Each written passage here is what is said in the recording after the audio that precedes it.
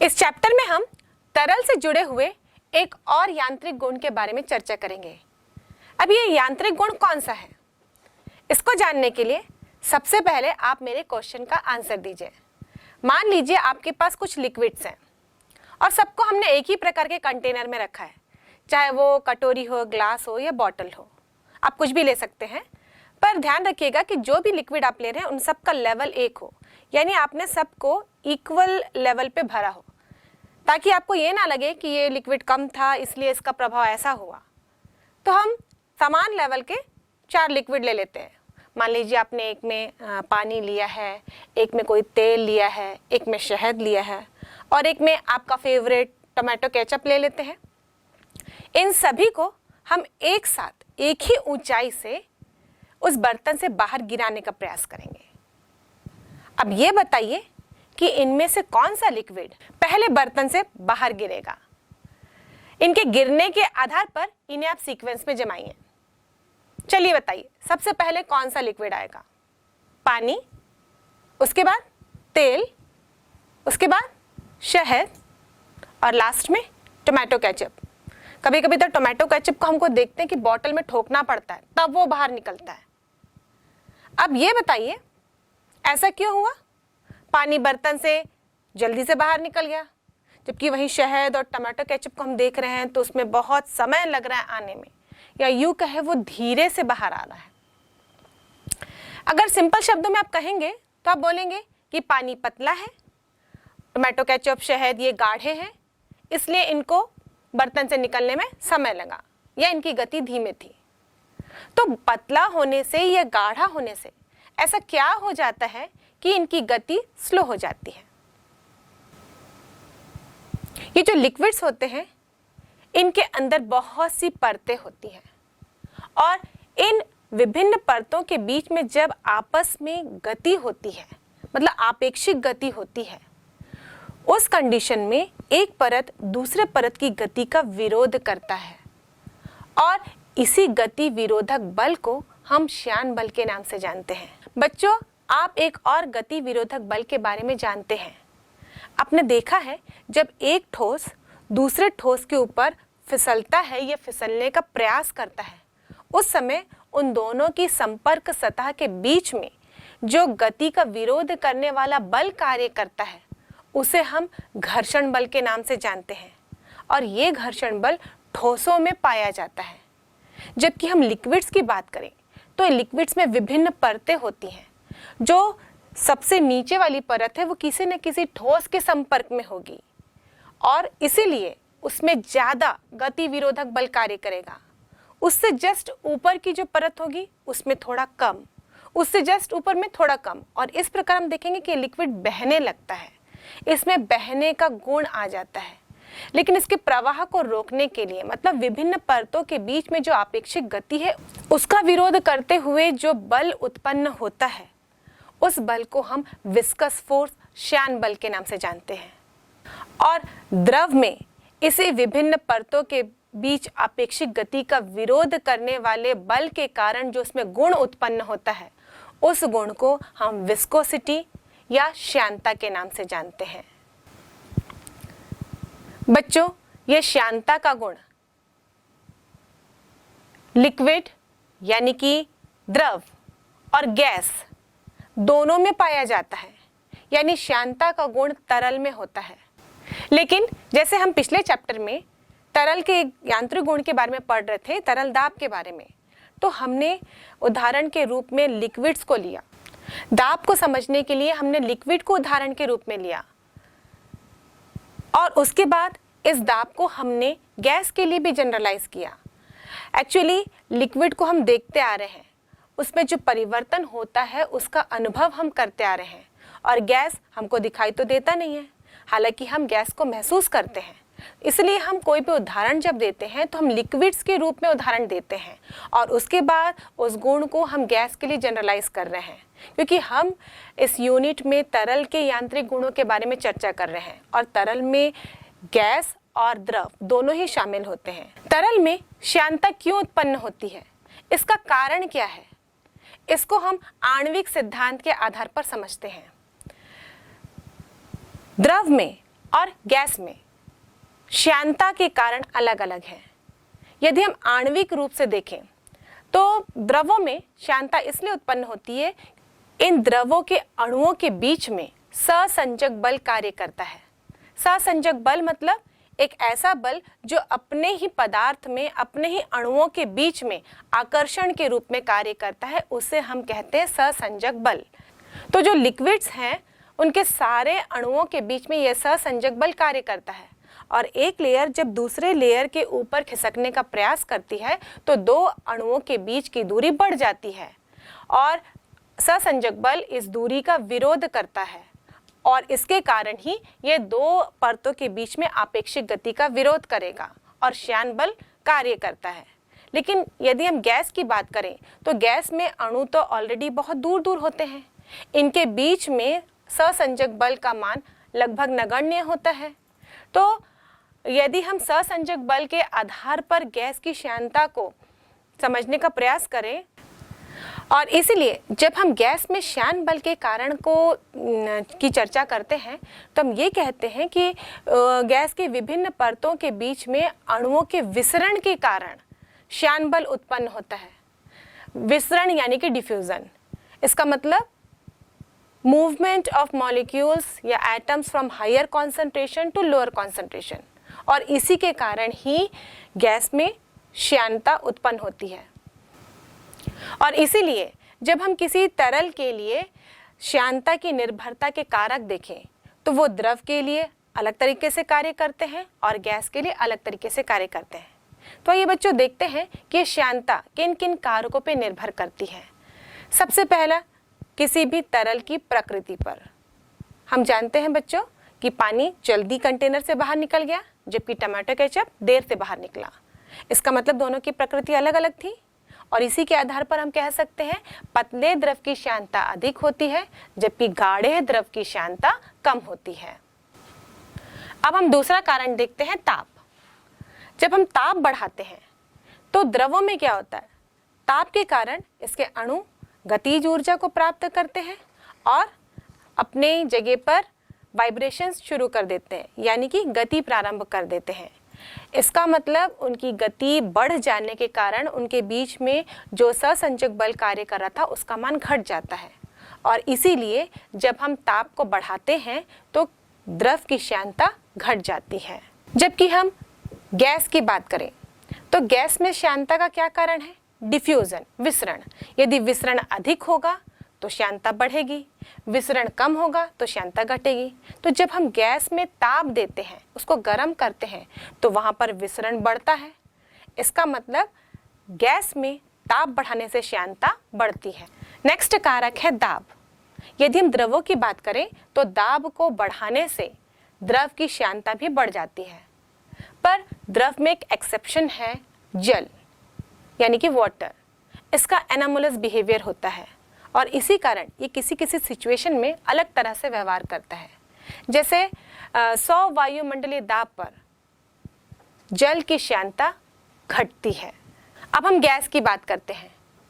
Gas में दाब का प्रभाव कम दाब और अधिक दाब दोनों में अलग अलग होता है। कम दाब में यदि हम गैस का दाब बढ़ाते जाते हैं तो उसकी श्यानता भी बढ़ती है, लेकिन अधिक दाब पर गैस की श्यानता दाब पर निर्भर ही नहीं करती। तो इस तरह से हमने देखा कि द्रव में और गैस में दोनों में ही कारकों का प्रभाव श्यानता पर अलग अलग तरीके से पड़ता है, और इसी प्रभाव को आपने महसूस भी किया है। बच्चों, यदि हम हवा में चलते हैं, जैसे कि हम साधारण अपने वायुमंडल में चल रहे हैं तो हम आसानी से चल पाते हैं, लेकिन जब हम पानी के अंदर चलने का प्रयास करते हैं तो हमें चलने में कठिनाई होती है। ऐसा क्यों? क्योंकि यदि हम द्रव की यानी कि पानी की श्यानता वायु की तुलना में देखें तो ये अधिक होती है, और इसीलिए जब हम चलते हैं तो इनकी विभिन्न परतों के बीच में भी आपेक्षिक गति शुरू हो जाती है और श्यान बल उत्पन्न हो जाता है जो कि इनके परतों के बीच में आपेक्षिक गति का विरोध करता है, और इसीलिए पानी में चलने में हमें कठिनाई होती है। वायु की श्यानता, इसका उदाहरण भी आपने देखा है। वायु की श्यानता के कारण आप देखें कि बादल के जो कण होते हैं वो धीरे धीरे नीचे की ओर आते हैं, और हमें ऐसा महसूस होता है कि बादल हवा में तैर रहे हैं। और ये पॉसिबल हो पाता वायु की श्यानता के कारण। बच्चों, मैंने आपको पहले बोला था कि हम लिक्विड्स को देखते हैं, इसलिए उससे जुड़े हुए जो परिवर्तन होते हैं या जो भी एक्सपेरिमेंट्स हैं उनको हम आसानी से अनुभव कर सकते हैं, और इसीलिए उदाहरण के लिए हम लिक्विड्स ही लेते हैं। लेकिन बच्चों, कुछ ऐसे भी उदाहरण हैं जैसे कि अभी मैंने आपको वायु से जोड़कर बताया, और इसीलिए हम कहते हैं कि ये जो गुण जिसके बारे में हम चर्चा कर रहे हैं दोनों पे एप्लीकेबल है, लिक्विड्स पे भी है और गैस पे भी है, पर ये दोनों पर ही अलग अलग सिचुएशन में अलग अलग तरीके से भी कार्य करते हैं। तो हम उदाहरण के जरिए इसको स्पष्ट करने की कोशिश करेंगे। तो वायु की श्यानता के कारण ही ये जो बादल है वो हवा में तैरते हुए नजर आते हैं। अब एक और उदाहरण लेती हूँ। मान लीजिए आपने एक बर्तन लिया है, उसमें शहद रखा है और एक बर्तन में पानी। अब हम दोनों को ही घुमा रहे हैं। आप देखेंगे पानी जल्दी घूमना शुरू कर देगा, शहद देर से घूमेगा। उसको घुमाने में आपको बहुत ही ज़्यादा मेहनत लगेगी। ऐसा क्यों? क्योंकि वो थिकर है, गाढ़ा है, तो उसके विभिन्न परतों के बीच में आपेक्षिक गति का विरोध करने वाला श्यान बल जो उत्पन्न होगा उसका मान अधिक होगा, उसकी विस्कोसिटी अधिक होगी। इसलिए पहली बात तो वो घूमेगा नहीं, बहुत समय लेकर घूमेगा। और जब हम एक बार घुमा देते हैं तो आप देखेंगे कि वो शहद जल्दी रुक जाएगा, क्योंकि उसका जो गति विरोधक बल है विभिन्न परतों के बीच में वो अधिक था, इसलिए वो जल्दी विराम अवस्था में आ जाएगा, रुक जाएगा। जबकि वहीं आप पानी को देखेंगे तो वो बहुत देर तक घूमता रहता है। तो इस प्रकार आप साधारण उदाहरण से भी श्यानता के गुण को समझ सकते हैं। और यदि आप सोच रहे होंगे कि श्यानता विरोध करती है गति का, तो ये हमारे लिए उपयोगी नहीं है। ऐसा नहीं है बच्चों, ये गति विरोधक बल का इस्तेमाल करके, जैसे कि घर्षण का इस्तेमाल करके हम चल पाते हैं, बोल पाते हैं, लिख पाते हैं, मतलब इसके बहुत सारे उपयोग हैं। वैसे ही ये जो द्रवों की विभिन्न परतों के बीच में आपेक्षिक गति का विरोध करने वाला बल उत्पन्न हो रहा है, यानी कि श्यान बल, इसके भी बहुत से उपयोग हैं। और ये किन किन कारकों पे निर्भर करते हैं ये तो हमने देखा, और इसी आधार पर हम इसका उपयोग अलग अलग जगह पे करते हैं। जैसे कि कई उपकरणों की गति को मंदित करने के लिए, मतलब उसकी गति को कंट्रोल करने के लिए हम वहाँ पर उचित श्यानता वाले द्रव का इस्तेमाल करते हैं, ताकि उसकी गति को अपने अनुसार हम कंट्रोल कर सकें। और साथ में हमने ये भी जाना कि ताप का भी प्रभाव श्यानता पर पड़ता है। यदि गर्म करते हैं तो द्रव की श्यानता घट जाती है। तो यदि मौसम परिवर्तन होता है तो उसके आधार पर भी किसी पदार्थ की श्यानता पे फर्क पड़ेगा। गर्मी के दिनों में उसकी श्यानता कम होगी, जबकि ठंड में हम बात करें तो उस पदार्थ की श्यानता अधिक हो जाएगी। और इसीलिए हम मौसम के अनुसार अलग अलग तरीके लुब्रिकेंट्स का इस्तेमाल करते हैं मशीनों में। लुब्रिकेंट्स यानी कि स्नेहक। बच्चों, ये ऐसे पदार्थ होते हैं जो किसी भी मशीन में उनके पुर्जों को घिसने से बचाने के लिए उपयोग में लाया जाता है। जब कोई मशीन के ऊर्जे पुर्जे लगातार रगड़ खाते हैं तो घर्षण के कारण बहुत सारी ऊर्जा नष्ट हो जाती है। तो उस घर्षण को रोकने के लिए हम स्नेहक का इस्तेमाल करते हैं। गाढ़े से द्रव का, लिक्विड्स का इस्तेमाल किया जाता है जो कि मशीनों के पुर्जों को घिसने से बचाता है। तो इन स्नेहक का इस्तेमाल मौसम के आधार पर ही किया जाता है। ऐसे ही ट्रेन को भी जब शंट करते हैं तो शॉक को अवशोषित करने के लिए बफर का इस्तेमाल किया जाता है, और इस बफर का रूप में हम उचित श्यानता के द्रव का इस्तेमाल करते हैं। तो इस प्रकार हम अलग अलग श्यानता वाले द्रवों का इस्तेमाल अलग अलग स्थिति में करते हैं। हमने आणविक सिद्धांत के आधार पर द्रव में उत्पन्न होने वाले श्यान बल को समझा, पर सर आइजैक न्यूटन ने श्यानता के ऊपर गहन अध्ययन किया और उन्होंने किसी भी द्रव की विभिन्न परतों के बीच में आपेक्षिक गति होने के कारण जो उसमें श्यान बल लग रहा है उसके बारे में भी बताया। सर आइजैक न्यूटन ने यह बताया कि यह श्यान बल विभिन्न परतों के बीच में किस तरह से कार्य करता है। यदि हम किसी द्रव को ले तो हम इस द्रव को विभिन्न परतों के रूप में इस तरह से बांट सकते हैं। यहाँ आपने विभिन्न परतों को दर्शाया है। इन परतों की मोटाई हमने dx ली है, क्योंकि यदि आप द्रव को देखेंगे तो आपको ऐसे कोई भी परत नहीं नजर आता। किसी बहते हुए द्रव को देखेंगे तो आपको वो सिंगल एकदम लेयर के रूप में ही दिखता है, लेकिन हम यहाँ पर उसे बहुत सूक्ष्म परतों के रूप में बांट रहे हैं और इन्हीं परतों के बीच में ही आपेक्षिक गति होती है। सर आइजैक न्यूटन ने बताया कि ये जो गति विरोधक बल श्यान बल कार्य करता है वो प्रत्येक परत पर स्पर्श रेखीय रूप से कार्य करता है, मतलब उन परतों को छूते हुए टेंजेंशियल फॉर्म में कार्य करता है। और जब इन परतों की गति हम देखें तो नीचे वाला परत किसी न किसी ठोस के संपर्क में रहेगा, तो यहाँ पर इसकी गति सबसे कम होती है। उसके बाद वाला परत वो आगे की ओर बढ़ता है, इन दोनों के बीच में आपेक्षिक गति होती है, और सबसे ऊपर वाला परत वो सबसे तेज गति करता है और इसी कारण ही द्रव बहने लगता है। तो यदि हम नीचे वाली परत के वेग को v ले रहे हैं तो उससे ऊपर वाले परत का वेग उससे कुछ ज़्यादा होगा, तो हम उसमें v प्लस dv लिखेंगे। यदि हम एक परत को x से मान रहे हैं तो इनके बीच का जो अंतर है वो dx है। प्रत्येक परत को हमने dx माना है, और यदि हम x दूरी की बात करें और उस पर एक लेयर और लें तो हम लोग x प्लस dx ले सकते हैं। तो इस प्रकार यदि हम इन परतों के बारे में अध्ययन करें तो हम देखेंगे कि दूरी के साथ साथ, मतलब सतह से ऊंचाई के साथ साथ इसके वेग में परिवर्तन हो रहा है, और इसी परिवर्तन को हम वेग प्रवणता के नाम से जानते हैं। वेग प्रवणता को हम dv अपॉन dx से रिप्रेजेंट करते हैं, यानी दूरी के साथ साथ वेग में परिवर्तन। अब न्यूटन के अनुसार जब ये द्रव बहना प्रारंभ करेगा, इनके विभिन्न परतों के बीच में आपेक्षिक गति होगी। मान लीजिए जो विभिन्न परतें एक दूसरे के संपर्क में हैं, उनके संपर्क सतह का क्षेत्रफल हम a ले रहे हैं।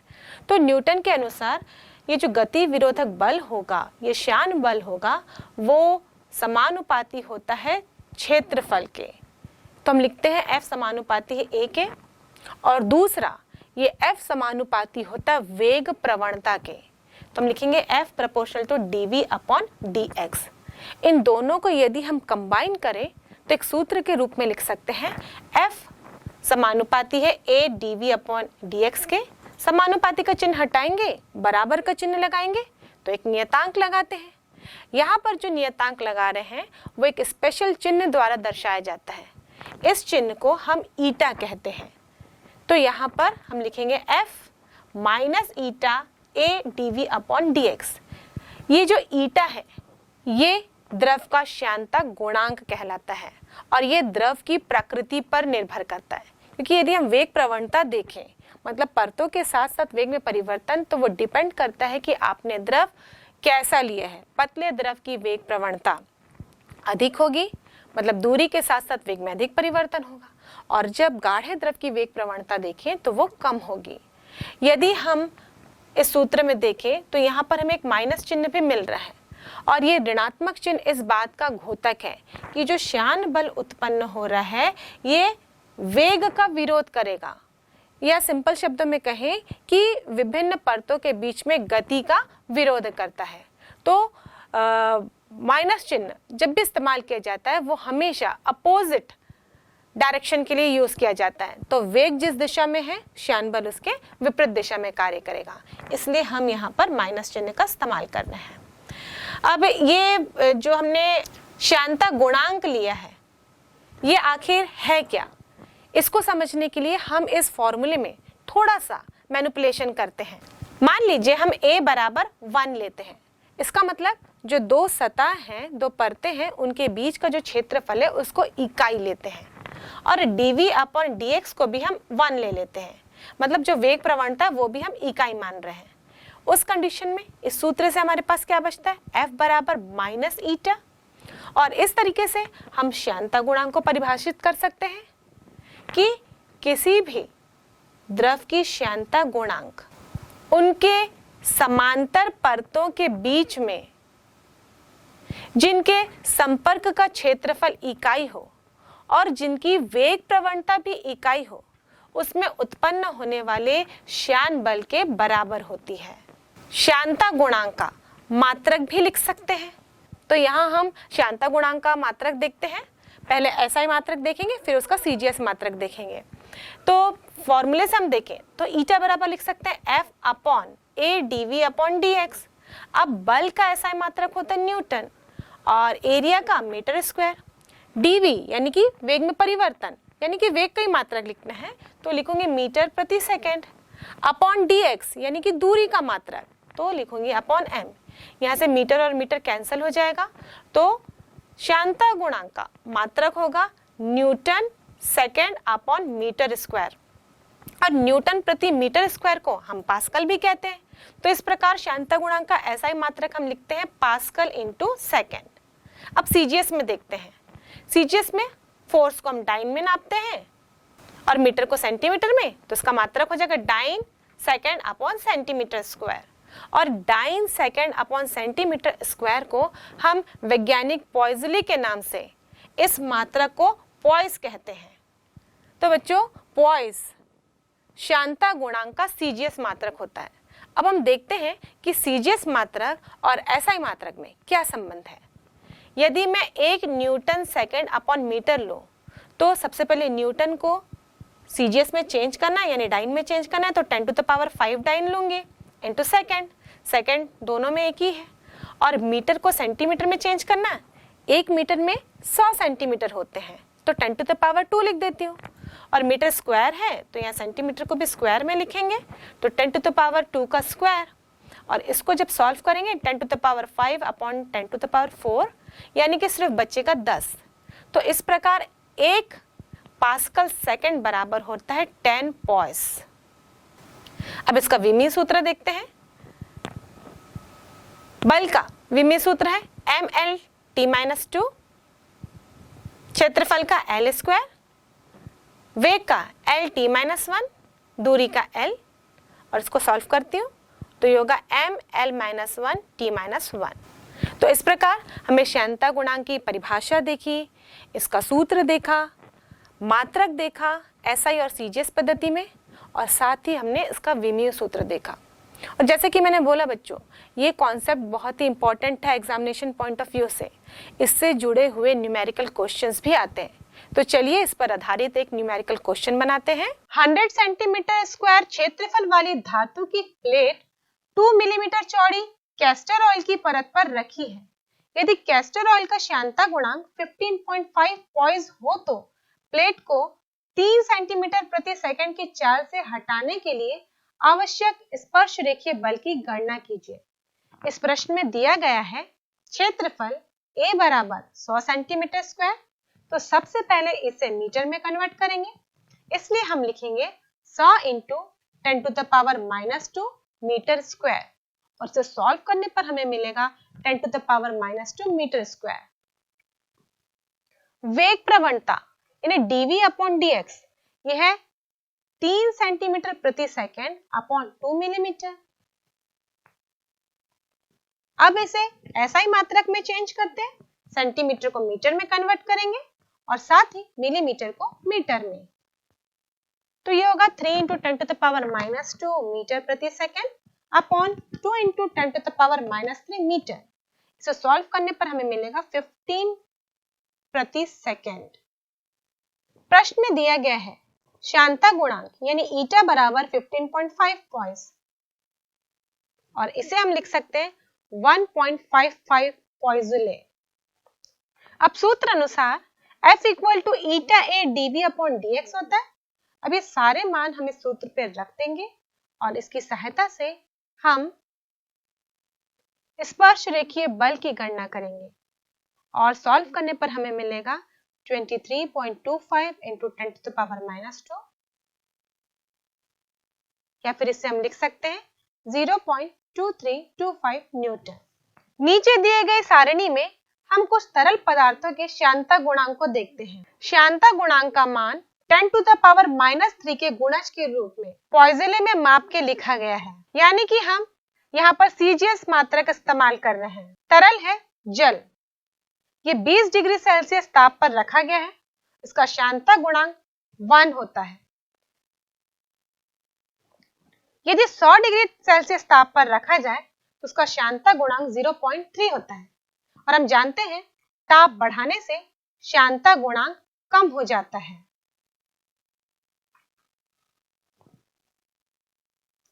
रक्त 37 डिग्री सेल्सियस पर श्यानता गुणांक 2.7 होता है।